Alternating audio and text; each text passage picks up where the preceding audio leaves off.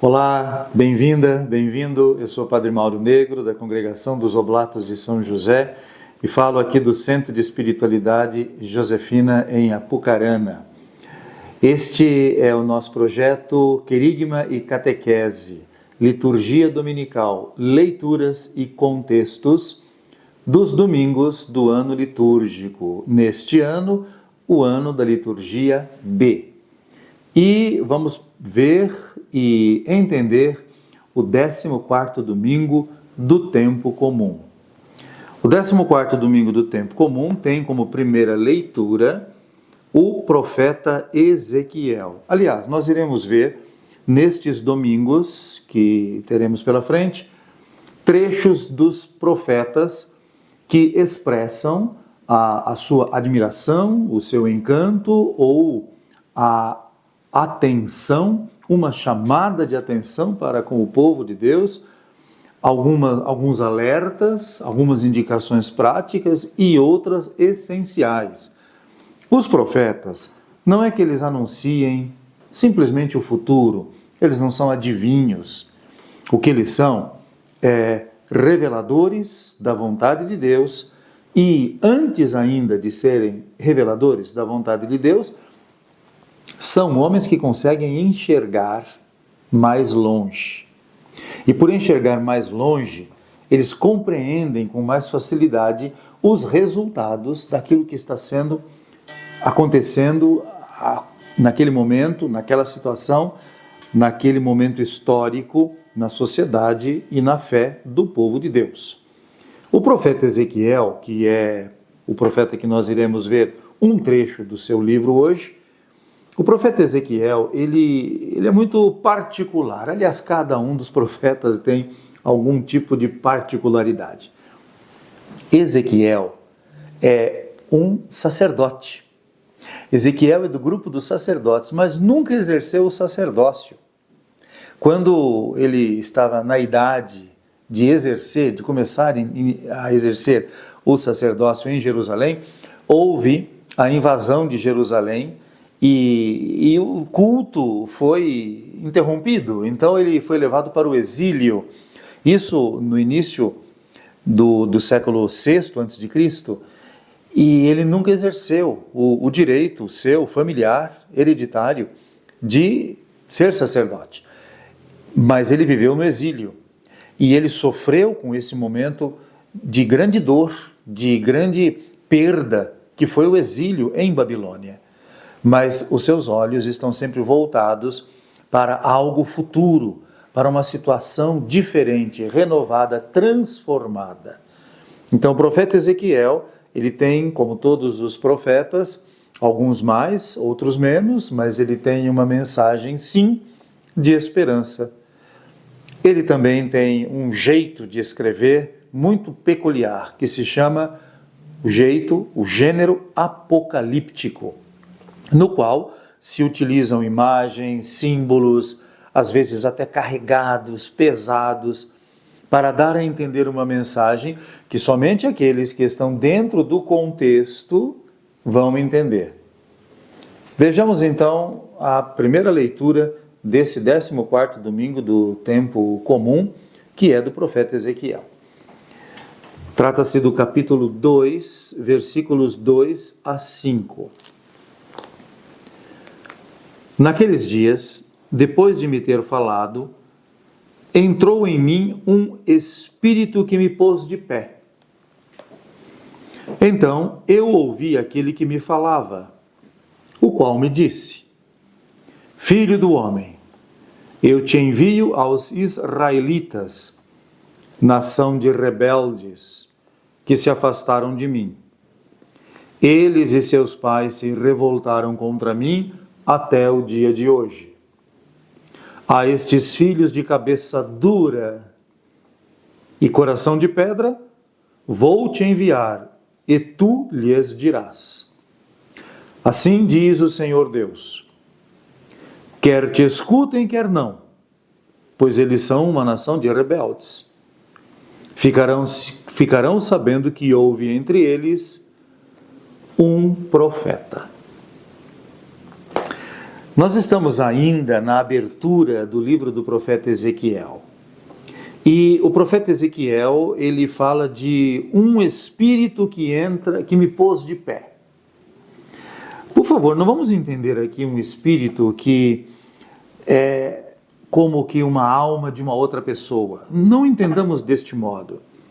A maneira de falar um espírito que me pôs de pé, que Ezequiel usa aqui, é um modo de expressar uma força, um ânimo, um dom especial que me faz ultrapassar os limites naturais que eu enfrento, que eu apresento, que eu vivo. Então ele fala não por si, mas alguém fala através dele. Então tiremos da frente de nós uma interpretação que puxa para um tipo de espiritismo. Tiremos disto, pois esta não é decididamente a possibilidade. Depois Ezequiel fala de filho do homem. Ele se apresenta como filho do homem. Esse título, filho do homem, que é um título muito ligado à literatura chamada apocalíptica, esse título, ele expressa um personagem especial. Sim, ele não chega a revelar este personagem especial, porque esse personagem especial, ele é revelado na medida em que ele é aceito por aqueles que ouvem. Aqui, este filho do homem é o próprio Ezequiel. E ele porta uma mensagem para aqueles que são de Israel. Parece que Ezequiel está falando tanto para aqueles que são do reino do norte, aqueles que compunham o reino de Israel, como para aqueles que são o todo do povo da aliança, que é chamado Israel. Mas este povo, ele é indicado com duas características muito interessantes, que são estas aqui. Eles são de cabeça dura e coração de pedra. Cabeça dura e coração de pedra. Cabeça dura significa eles não são bons de inteligência. E mais, esta falta de inteligência essencial leva-os a ser teimosos. A teimosia é um problema muito sério. Um problema que tem raízes na própria maneira de pensar da pessoa, no sistema de pensamento da pessoa. De maneira que ter uma cabeça maleável quer dizer observar outras possibilidades, abrir-se a novas ideias e rever conceitos, ou para confirmá-los, ou para superá-los, para acrescentar outros. E coração de pedra é um sentimento duro, que não tem empatia. E a gente percebe tantas pessoas que não têm empatia, pessoas que deviam tê-la, inclusive pela missão que carregam consigo, de mães, de pais, de educadores, ou, no meu caso, de presbíteros, de formadores do povo de Deus. A empatia é conseguir compreender o que o outro sente. Então, coração de pedra e cabeça dura. Dificuldade de superação dos seus próprios limites e teimosia naquilo que não é o caminho certo. Depois Ezequiel ainda fala de enviar alguém. E este alguém é o profeta, que aqui é apresentado como um homem que fala, que apresenta, que argumenta, não a partir de si, dos seus valores ou das suas impressões e muito menos caprichos. É alguém que fala em nome de Deus. Então a primeira leitura nos apresenta uma chamada de atenção da parte de Ezequiel, que recebe de Deus esta missão de chamar a atenção, pois ele, o Senhor, vai falar através de um profeta. Pensem nisto, fixem esta ideia. O Salmo, que é o Salmo 122 ou 123, é um salmo de confiança. De confiança e de súplica. A confiança e a súplica andam muito juntas. O refrão é assim: os nossos olhos estão fitos no Senhor. Tende piedade, ó Senhor, tende piedade. É justamente uma parte de um dos versículos do Salmo. Esse Salmo tem 3 estrofes propostas para este domingo, que são estas: eu levanto os meus olhos para vós, que habitais nos altos céus. Como os olhos dos escravos estão fitos nas mãos do seu senhor. Como os olhos das escravas estão fitos nas mãos de sua senhora, assim os nossos olhos no Senhor, até de nós ter piedade. Tende piedade, ó Senhor, tende piedade. Já é demais este desprezo. Estamos fartos do escárnio dos ricaços e do desprezo dos soberbos. Este Salmo 122 ou 123, que é um salmo de confiança, mas também é um salmo de súplica, tem também um tom de lamento, sobretudo o final.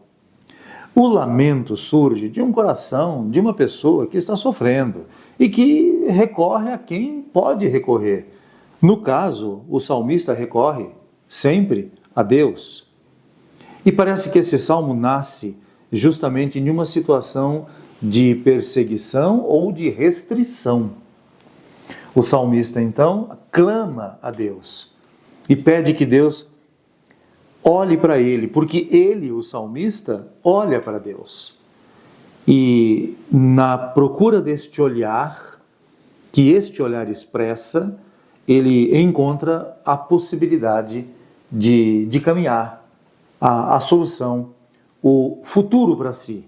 Ainda não claro, mas possível. Este salmo, muitas vezes orado pelo fiel que se encontra numa situação de ansiedade, ou de depressão, ou de solidão, ou de incerteza, é um salmo que expressa bem a atitude daquele que, colocando no Senhor a sua confiança, continua caminhando, sabendo que a vida é uma sucessão de altos e baixos, alegrias e tristezas, desdobramentos e surpresas. E por falar em surpresa, vamos para o Evangelho deste domingo, que é o Evangelho segundo Marcos, capítulo 6, versículo de 1 a 6. Lembra que eu falei do profeta na primeira leitura de Ezequiel? Aqui nós vamos mais uma vez encontrar a ideia do profeta. Naquele tempo, Jesus foi a Nazaré, sua terra, e seus discípulos o acompanharam. Quando chegou o sábado, começou a ensinar na sinagoga. Muitos que o escutavam ficavam admirados e diziam: de onde recebeu ele isso tudo? Como conseguiu tanta sabedoria? E esses grandes milagres que são realizados por suas mãos? Esse homem não é o carpinteiro, o filho de Maria e irmão de Tiago, de José, de Judas e de Simão? Suas irmãs não moram aqui conosco? E ficaram escandalizados por causa dele. Jesus lhes dizia: um profeta só não é estimado em sua pátria, entre seus parentes e familiares, e ali não pôde fazer milagre algum. Apenas curou alguns doentes impondo-lhes as mãos, e admirou-se com a falta de fé deles. Jesus percorria os povoados das redondezas, ensinando. Esse é o Evangelho segundo Marcos, capítulo 6, versículos de 1 a 6. Antes deste trecho do Evangelho segundo Marcos, Jesus realizou muitos milagres e encontrou-se com muitas pessoas. E os milagres que ele realizou confirmam que ele é o profeta e é o Messias. E quando ele vai até Nazaré, onde ele havia crescido, onde ele havia, vivido a sua vida infantil e depois a sua juventude, ele vai à sinagoga, como todo bom judeu, vai à sinagoga, que é o lugar onde se aprende as Escrituras e onde se ora a Deus. E ali ele ensina na sinagoga. Era direito de um fiel que tinha uma certa fama, um certo prestígio, poder ir na sinagoga e ensinar livremente. Aliás, no mesmo episódio, no evangelho paralelo de Lucas, Jesus ele é convidado, inclusive, a ensinar, a ler e a ensinar. E aí ele ensina e as pessoas que estão próximas a ele, por serem colegas dele, provavelmente colegas de infância, eles se admiram.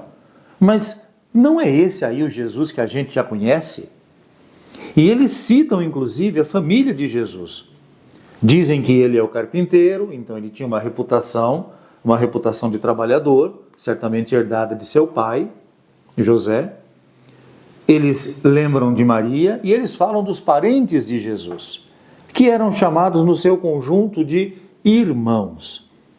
Esses que são aqui citados, o Tiago, Joseta, Judas, Simão, as irmãs, cujos nomes não são ditos, mas que aparecem aqui no seu conjunto, as irmãs, seguramente são a família de Jesus.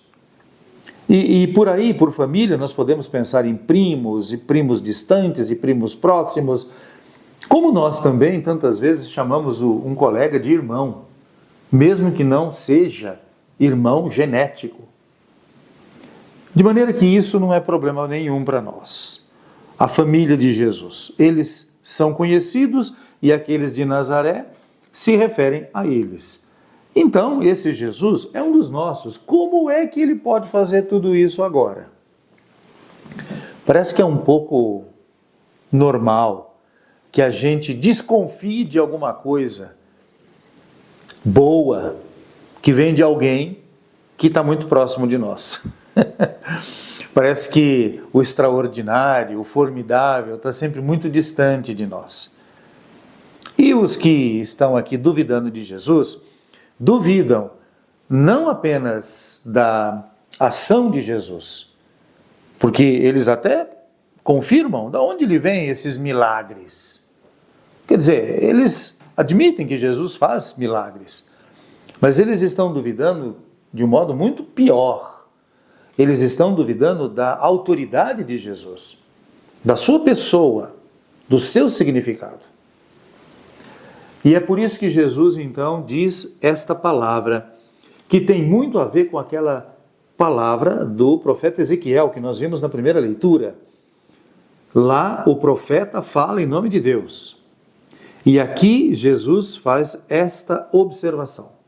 Um profeta só não é estimado em sua pátria, entre seus parentes e familiares. E por que será? Talvez porque é mais confortável, é mais legítimo, parece que convence mais a gente acreditar em alguém que está muito longe e que parece que vem de uma outra esfera, de um outro mundo, do que acreditar na autoridade daqueles que estão próximos de nós. Por exemplo, é clássico isto, que a gente acredita em quem está longe de nós, mas não acreditamos na nossa mãe e no nosso pai. Especialmente quando a gente está naquela fase tão assim marcante que hoje nós chamamos de adolescência. A gente acredita muito nos outros e dá muita atenção para eles e sobretudo para os amigos, quase que dizendo que os amigos são mais confiáveis do que os nossos pais. Parece que todos nós partilhamos um pouco desta natureza de incredulidade perante quem deve e pode nos dar informações e caminhos seguros. Eu sei que muitas vezes isso nem sempre funciona, nem sempre nós temos pais ou adultos que realmente apontam com segurança o futuro, ou o melhor caminho para nós fazermos, a nossa melhor chance de felicidade. Mas aqui a palavra relativa a Jesus, embora dita de modo indireto, é bastante intensa. Um profeta não é recebido, não é bem recebido. E isso toca muito a nossa prática, o nosso cotidiano de fé.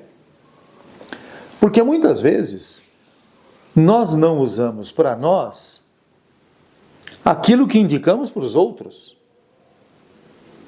Por exemplo, a paciência. Tenha paciência, mas nós a temos? Acalme-se, mas nós nos acalmamos? Seja fiel e coerente, mas nós o somos?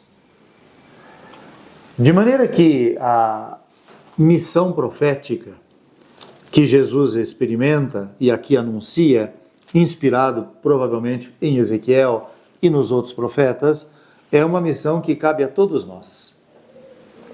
Por isso, nós temos essa leitura, a segunda leitura, que é da segunda carta de São Paulo aos Coríntios. Lembrem-se, algumas coisas importantes, uns dados importantes aqui para compreender esta leitura. Corinto é uma igreja que está, na qual tem um porto. E esse porto serve 2 mares. Então é um centro comercial e, consequentemente, cultural, religioso, comportamental, múltiplo. Ali tinha tudo, do bom e do péssimo. E é justamente lá que Paulo anuncia o Evangelho durante um tempo. E ali tem uma comunidade para a qual Paulo escreve 2 cartas. Nós sabemos que Paulo deve ter escrito mais cartas, inclusive, para a igreja de Corinto, mas nós conhecemos somente essas 2 e que estão na Sagrada Escritura. Bom, os coríntios, eles são, assim, gente muito convencida, porque eles têm muita informação, já que eles estão num porto, onde chega gente de todo lado e notícias de todo tipo.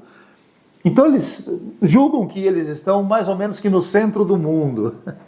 É mais ou menos como alguém que vive numa cidade grande, que pensa que o mundo começa e termina ali. Ou num país poderoso, que pensa que tudo gira em torno de si e da sua cultura. E não é assim. E Paulo sabe disso. E por isso ele escreve, e às vezes escreve com rigor para os coríntios, porque eles precisam de correções. Bem, estamos aqui no capítulo 12, versículos 7 a 10.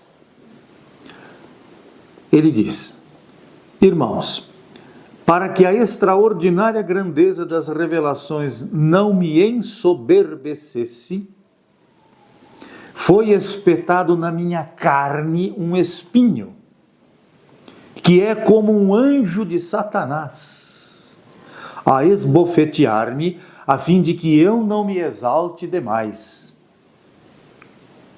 A esse propósito, roguei 3 vezes ao Senhor que o afastasse de mim, mas ele disse-me: basta-te a minha graça, pois é na fraqueza que a força se manifesta. Por isso, de bom grado, eu me gloriarei das minhas fraquezas, para que a força de Cristo habite em mim. Eis porque eu me comprazo nas fraquezas, nas injúrias, nas necessidades, nas perseguições e nas angústias sofridas por amor a Cristo. Pois quando eu me sinto fraco, é então que eu sou forte. Essa leitura tem muita coisa para a gente tirar, né? Primeiro, Paulo fala de um espinho na carne. Ele cita, numa imagem muito colorida e até assim surpreendente, um anjo de Satanás. Afinal das contas, O que ele tinha? Qual era o seu problema? Que o perturbava tanto, em que ele chama de espinho na carne e anjo de Satanás. Nós não sabemos o que é. E já apareceram muitas hipóteses a respeito. Muitas hipóteses. Eu vou ficar com aquela que me parece muito mais convincente, que surge do conjunto dos escritos paulinos e também dos Atos dos Apóstolos. A perseguição dos seus irmãos. Os judeus perseguem Paulo. Eles são a carne de Paulo. Paulo é judeu. Paulo nunca vai negar o seu judaísmo. E ele é perseguido pelos judeus. Na carta aos Romanos, Paulo lamenta profundamente a situação de que o conjunto dos judeus não aceita, uma grande parte dos judeus não aceita a mensagem do Evangelho anunciada por ele, Paulo, que é de Jesus. Então isso para Paulo é uma angústia profunda, é uma tristeza enorme, abissal, a gente até diria, de tão profunda que é.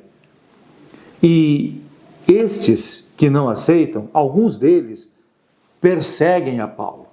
Aliás, ele será perseguido e será inclusive vítima de uma emboscada cruel em Jerusalém, como nós lemos em Atos dos Apóstolos, capítulo 23 em diante. De maneira que é um verdadeiro espinho, uma perseguição, uma bofetada na carne, no rosto, na face, frequente e constante. Mas Paulo diz que é neste momento em que ele se sente tão fraco que ele pode ser forte. Por quê? Porque aí não é ele que age, e sim é Deus que age nele. Nós gostamos de que nossos valores, as nossas virtudes, a nossa força, tudo isso seja valorizado e seja destacado e, enfim, seja o que nos marque. Mas no final das contas, nós temos que deixar que Deus haja. E não é fácil, não. Sobretudo para quem tem opinião, para quem tem decisão, para quem tem ânimo, como Paulo tinha tudo isso num nível muito elevado.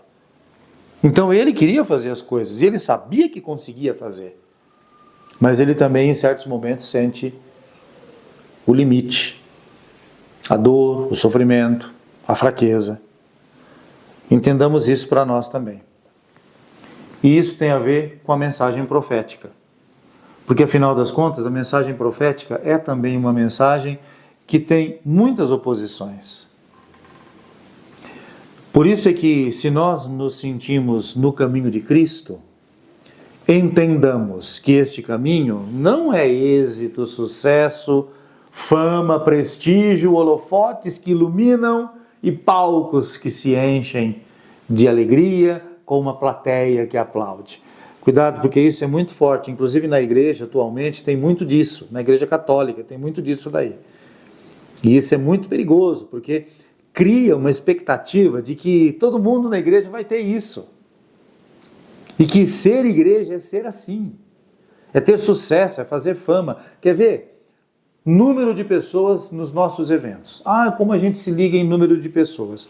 Eu concordo com vocês que preparar um acontecimento, um evento, uma festa, uma reunião, um curso, preparar para 50 e vir 3 pessoas, eu admito que é desanimador, tenho certeza disso. Porém, nós temos que entender, o sucesso da nossa palavra, da nossa missão como fiéis, não está no número, mas está na intensidade. Lembremos disso daí. Tá bem? Afinal de contas, todos estamos dentro da dimensão da profecia. Eu sou o Padre Mauro Negro, da Congregação dos Oblatos de São José, e essa foi a minha partilha a respeito da liturgia do 14º domingo do tempo comum. Este é o nosso programa Querigma e Catequese, liturgia dominical, leituras e contextos. Obrigado a você, graça e paz.